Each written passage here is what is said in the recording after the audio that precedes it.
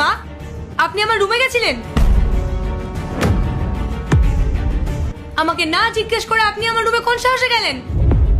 বৌমা, তুমি তো জানোই যে আমার ওয়াশরুমের সিস্টেমটা ঠিক কাজ করছে না, তাই আমি তোমার ওয়াশরুমটা ইউজ করতে গেছিলাম। লাইক সিরিয়াসলি, আপনি আমাকে একবার জিজ্ঞেস করার প্রয়োজন বোধ করলেন না? বৌমা, এতে জিজ্ঞেস করার কি আছে?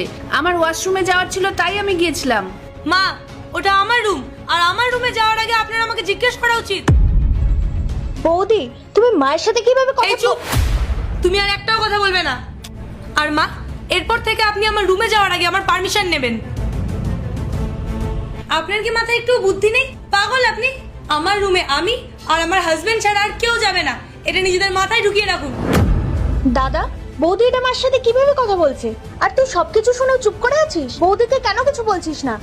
বোন, ও ভুল কি বলেছে? ও তো ঠিকই বলেছে। ওই রুমটা আমাদের কি প্রাইভেসি বলে কিছু থাকবে না? আমাদের ওয়াশরুম শুধু আমরা ইউজ করতে পারবো। হ্যাঁ, আমি মানছি মায়ের ওয়াশরুমে যাওয়ার তাড়া ছিল, কিন্তু মা তো আমাদের কাছে একবার পারমিশন নিতে পারতো, বা আমাদেরকে একবার জিজ্ঞেস করতে পারতো।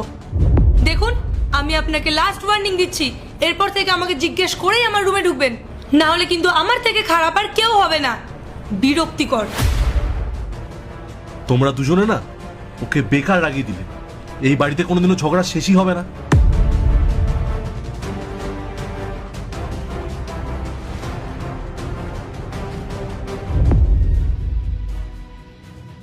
পায়েল, তুমি রাগ করছো কেন?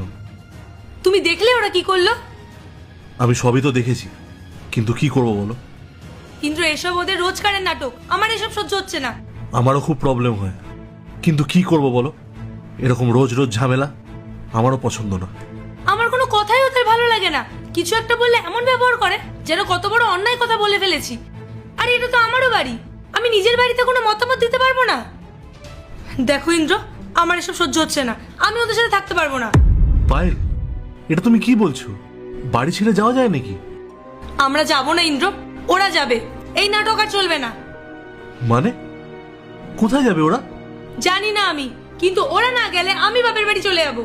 পায়েল, আমার তো আর কোনো বাড়ি নেই, না আর কোনো সম্পত্তি আছে। এবার তুমি বলো। শোনো ইন্দ্র, আমি আর এক মুহূর্ত ওদের সাথে থাকতে পারবো না। আচ্ছা ঠিক আছে, তুমি এত রাগ করো না, আমি দেখছি কি করা যায়। যদি রেন্টে কোনো ফ্ল্যাট পাওয়া যায় তাহলে ওদেরকে ওখানে শিফট করে দেবো। হ্যাঁ, এটাই ঠিক হবে, আমার আর ভালো লাগছে না। হ্যাঁ, আমি ফ্ল্যাটের ব্যবস্থা করছি, আর মা আর বোনের সাথে কথা বলে নিচ্ছি।